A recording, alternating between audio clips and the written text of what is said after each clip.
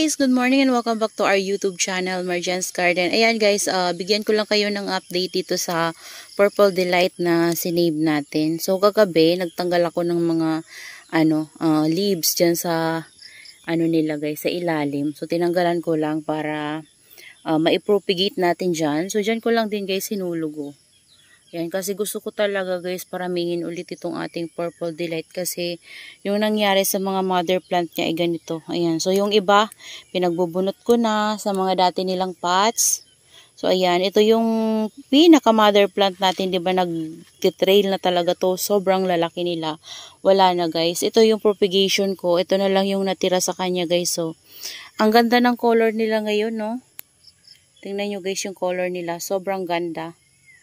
Yan, nung nilagay ko sila sa area na to, pati ito, gumanda din yung color nila. Nagiging purple na sila ulit. Tapos dito, may natira pa na konti. Ayan o, yung iba namatay din talaga. Ayan na lang yung natira, guys.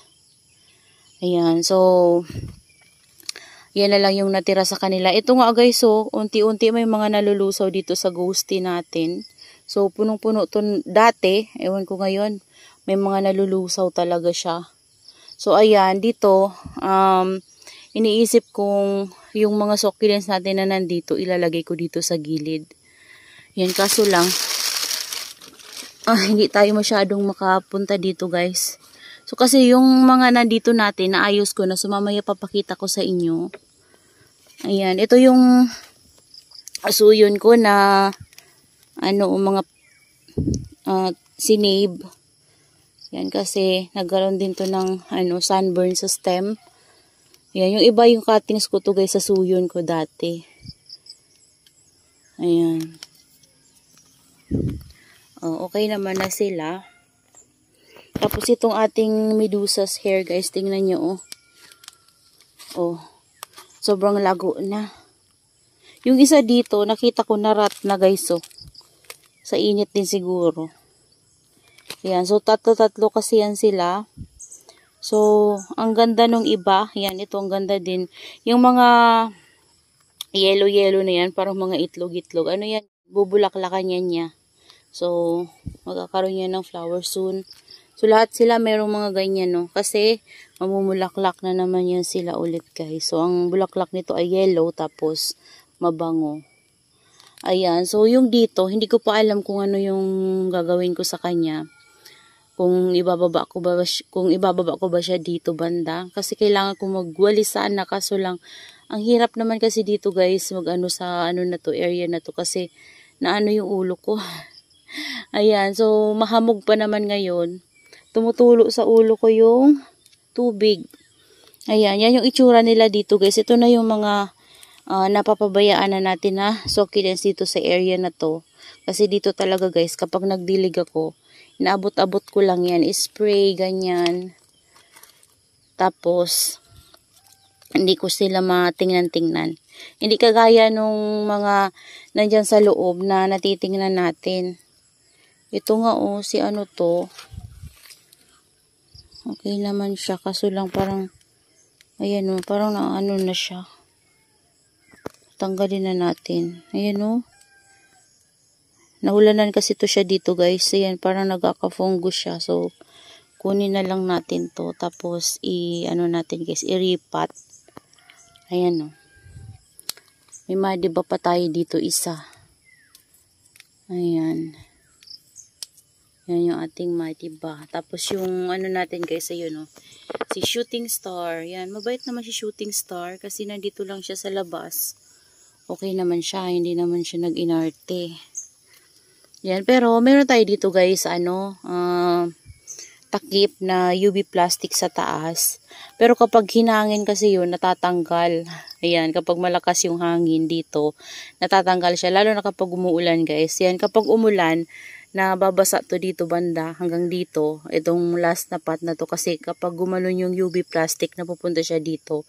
Tumutulo yung tubig. So, nababasa yung dito banda na area kapag natanggal yung plastic. Ayan. So, mabilis lang kasi ito guys matanggal na UV plastic na nilagay ko dito. Ayan, ang hirap kasi dito. Gusto ko maglinis dyan. Kaso lang, ayan Tingnan nyo naman guys. sira na naman yung nilagay kong DIY dito. Ang bilis talaga ng DIY. Pero kapag UV, tingnan nyo, matibay. So, yan guys, yung itsura ng mga succulents natin dyan banda. Pero, dito guys, tingnan nyo, ang ganda ng ating red ives. Ayan, ito yung red ives natin na pinaka-mother ko dati pa. So, crested form dito, tas dito, non-crested. So, ang nangyari, nasira kasi yan guys ng pusa dati, natumba niya. So, mga naputol. Tas yung iba, pinag-propagate ko, hinat ko na lang yung mga ganito, na stem rot. So, ito, yung naputulan to ng pusa, ayan tuloy na-grow siya. Yung hindi tuloy sinasadya guys na makat, yun, nabuhay, ayan. So, nagkaroon siya ng maraming baby. So, ayan, natutumba na nga sa bigat. Tapos, ito, yung mga crested form natin, ayan na, lumalaki na sila. So, nasira din kasi yan, guys. May mga na-stem rot din dito banda. Pero, na-save ko naman, guys. Ayan siya, Yan yung pinaka, mahirap talaga, guys, yung mga crested form kasi mabilis silang ma-rot. Ayan, mabilis ma-rot. Yun yung napapansin ko sa kanila. Ayan, so dito ko nilagay kasi dito banda hindi sobra yung init. Tapos, kapag umulan man na sakto lang, walang hangin na malakas, so hindi sila mababasa. Ayan, so kusang dilig ko talaga sila guys. Ayan, naglilinis tayo, nagtatanggal na naman tayo ng dry leaves sa ating mga succulents. So, ang ganda na nito guys, ito na yung Mademoiselle na nabili natin kay Ma'am Herlets. Ayan, ang ganda na niya guys. And stable na siya. May mga roots na yan. Ayan, hindi na yan siya magalaw kasi may roots na. May aerial roots pa nga guys. So, inisprayan ko yan sila kagabi after kong mag-rearrange. Ayan, so nag-ayos kasi tayo guys. Yung Purple Delight pala. Yan may mga ng spider. Yung variegated Purple Delight ko, dito ko na nilagay. Tapos yan, may mga propagation tayo na leaves. Yung mga nasa ganito, nilipat ko na sila guys. Ayan sa variegated Purple Delight to galing. So, sana hindi sila mapano dito. So, tinabi ko na. Ayan yung, variegated natin. Tapos, ito yung pinakauna kong variegated. Wala na siyang variegation. As in, wala na. Nawawala guys yung variegation ng Purple Delight. Mahirap palabasin guys yung variegation ng Purple Delight natin. So, ito yung red ives na nakuha kong cuttings doon guys. Yan, malalago na sila. Tapos ito, nasira siya. Yan. Kaya pinasok ko na siya dito kasi nandun to guys sa labas. Nasa ROS siya. So, pinasok ko na lang siya dito kasi ganyan nga napansin ko. So, kasi 'di ba nakaraan nung may bagyo ay mulan dito ng siguro simula umaga hanggang maghapon, tapos magdamag, tapos maghapon naman ulit, tapos umulan na naman ulit guys. So, ayun. Nasobrahan siya sa water. So, mapitin kasi to guys si red ives ng fungus. Ayan, kapag lagi siyang nababasa, hindi niya kinakaya guys yung sobrang ulan. Ayan, so dito banda, yung sinave ko dito na may mamamaalam. Charan. Yan, hayaan na lang natin yan. Yung iba naman, okay naman. Yung Laguna Sanchez. Ito si Snow Bunny ba to? Yan. Kinat ko din, tinatry kong isave. So, yung natin guys, ang gaganda Si Bianca, si Missing You, si Labamba. So, ang ganda nila. Ito na yung mga nagmashi-mashi yung leaves. Ayan. Okay naman si Small Jelly Beans. Many Jelly Beans. Si Sedum Aurora. Ito hindi ko alam ang ID nito guys. Ayan. So, yung dito, hindi pa to final. Hindi ko pa alam kung ano yung gagawin ko. Hindi ko maisip kung ano yung ilalagay ko. Pinag-iisipan ko pa guys. Yan. Pati itong mga ito, using ko tong dito. Kaso hindi ko pa maisip kung ano yung ilalagay ko. Tingnan nyo to guys, parang mga, ba yan, bunga ng saging. Ayan ang ganda ng flower niya. Ayan siya kapag nag-open Yan. Ganyan lang siya. Ayan yung niya guys, Ayan. So, free lang yan sa akin dati guys. Pati to, free lang to sa akin ni Ma'am Mercy Ating. Ayan. Ganda guys ni ni Missing You. Ganda diba? Nagpipink. So, si Missing You, sila Bamba, ito sila Bamba to. Yan, may mga dry leaves na. Pag ganyan guys, tinatanggalan ko sila para malinis tingnan. Kasi kapag kapag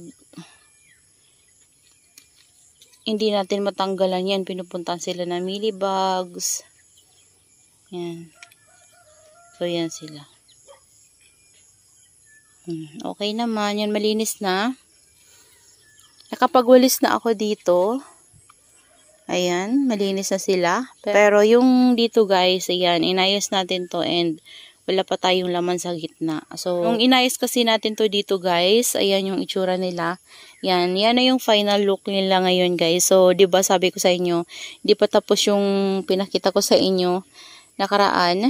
So, ayan na yung final look nila guys. So, inayos ko sila kahapon. Yan, paggabi na ulit ako guys nag-ano dito. Kaso lang, eto, mayroon tayong mga natapon. Yan, na tumba. So, hindi ko pa naayos. Ayan sila. Nilagay ko dito guys yung mga carunculated succulents natin sa dulo na to. Yan, malalaking pot sila, diba? So, ayan, dyan sila. Kasi dito banda na area guys, nainitan to kapag morning sun. So, ngayon, morning, wala pang sunlight na nakaano dito guys. So, may mga kahoy na kasi guys dyan banda sa unahan, kaya natatakpan yung sunlight. So, mamaya, siguro mga 8, ganyan. Meron na yan dyan guys, sunlight. So, dyan matatamaan sila ng sunlight. Kaso lang kapag tanghali na talaga, siguro mga 12 noon, ano na yan sila guys, shaded na sila, ng pots natin sa taas. Kasi diba may mga hanging planters tayo sa taas. Ayan. Ayan. So, nasi-shade sila dyan guys. Pero okay lang yun guys. Kasi wala tayong maibang mapaglagyan sa kanila eh. So, hindi ko naman sila pwedeng ilagay sa labas kasi masisira yan sila guys ng mga manok. And then, ang aso, naghahabulan lagi yung aso namin. Diyos ko. Ayan o. Yan. Ayan na yung ayos nila guys dito. So, yung mga maliliit, mayroon pang maliit na space dyan. Yung mga maliliit natin ng mga curly-curly. Ayan, nilagay ko na lang dyan guys. Pinagsisiksik ko. Kasi, yung mga dito sa dulo, yun yung mga nilagay kong pink pots. Yan, para uniform silang tingnan. Ayan, ito nga tagal na nito sa atin. Ano kasi to guys na tinapkat ko na lang to dati. Ayan o. Tapos may mga propagation tayo ng Mendoza, may marinade din. Ayan. So, yan yung ginagawa ko dito guys kapag umiikot-ikot ako. Yan na yung bagong ayos nila. Hindi ko pa talaga guys maano kung ano yung ilalagay ko sa vacant dito sa taas. Pero sa ngayon, yan na lang muna guys yung may papakita ko sa inyo. Ayan. So, mas maganda nga tingnan na ganyan na sila guys. So, kasi parang mababa dito tapos doon pataas. So, parang pag ganun siya. Oh. Ayan, diba? Ganda nilang tingnan. So, yung dito naman banda, yan. Ito hindi ko pa to na rearrange. So, hinahayaan ko muna to guys na ganito. So, ganito na talaga yung ayos ko sa kanila dati pa. Ayan, ito kay nakyat ko muna si avocado cream. Hayaan na muna natin yan dyan. Kasi wala pa naman akong mailagay dito sa taas. Kasi gusto ko, yung ilalagay ko dyan guys, ay same lang din na white na pot. So, ito nga yung mga propagation natin ng Mendoza.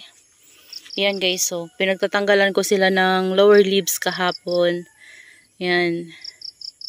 Pati ito. Yan, para ma-propagate sa ilalim. Tapos ito, marinate to guys, na sunburn yung iba. Diba tinago ko yan sa ilalim, tapos nilabas ko ulit, na sunburn na naman yung iba, tapos pati yung dito banda. So, ayan, inaantay ko na lang yan na lumago ulit. So, antayin na lang natin na lumago sila ulit. So, parang gusto ko nga guys, marinate lahat ng papunta doon. Ayan, pero mag-ano tayo guys, kasi pag nakagawa tayo ng bagong greenhouse ay sisirain na din tong greenhouse natin na to. Kasi sira na guys yung mga yan, may anay na sa ilalim. Yung kahoy. yung mga poste nila. So, inaanay talaga sila guys. So, yan, may pinaglalagyan ko nga yan ng furadan. Kaso lang, pag nilagyan mo sila ng furadan, hindi sila lumalabas. Nandun lang sila guys sa ilalim. So, yun yung problema kasi doon nila tinitira sa ilalim yung ano natin, poste. So, yan na guys. Yan na yung update sa ating pag-aayos dito sa ating garden. Yan, hindi ko kasi sila guys matiis na hindi ayusin. Ayan o. Hindi ko alam kung maganda ba talaga. Pero parang nagkaroon kasi sila guys ng space nung yung mga ano natin, mga malalaking pots na carunculate succulents ay nilagay ko sa pinakadulo. So, ayan. Ayan. So, ayusin din natin yan soon kapag may bago na tayong greenhouse. So, ito nga ang kapal na nito oh. Yan, pati ito oh, malapit na to guys. So, hanggang dito na siya. Diba dati hanggang dito pa lang yan. So, ngayon hanggang dyan na siya. Lago, diba? Lago ni ni string of hearts na variegated. Yan. So, yun na lang muna guys. Yung mabibigay ko sa inyong update. Hindi pa tayo tapos sa pag-aayos kasi nga marami pa talagang aayusin. Ayan, ito yung pain ko sa kanila guys oh. Wala na sigurong pumupunta dito guys. Ayan oh. Dito ko lang nilagay kasi baka pag sa baba kasi maano ng manok. Baka may makapunta dito na maliit na manok yung sisiyo. Matuka. So, ayan. Ito na yung ating mga guys, mga gymno. Ayan. Ito nag-open na, hindi ko pala nakita oh. Ayan, pero marami dito guys yung may mga bukol-bukol. Bukol, bubulaklakan. Ayan oh. Ayan, ito nga oh, magbo-bloom na siya. Ayan, madami na sila. So, makakapagbulaklak na sila ngayon kasi wala nang nagngangat-ngat. Ayan, ito na yung baby ng ating astro. Yung nabuhay ko guys sa seeds. Ayan, galing sa pollination. Ayan, ito pala guys, nilagay ko dito. Oh. Ito yung ating string of tears. Ayan, so napuno na din niya yung dito. So, antayin natin na kumapal. So, inakyat ko siya dito kasi nandun siya sa baba. Ayan. So, dyan na muna siya guys. Kasi kinukut ko to ng palakayan oh. Ayan, so, inakyat ko na lang muna siya dito. So, that's all for today's video guys. And I hope you enjoy watching and see you on my next vlog. Happy gardening everyone. Bye-bye!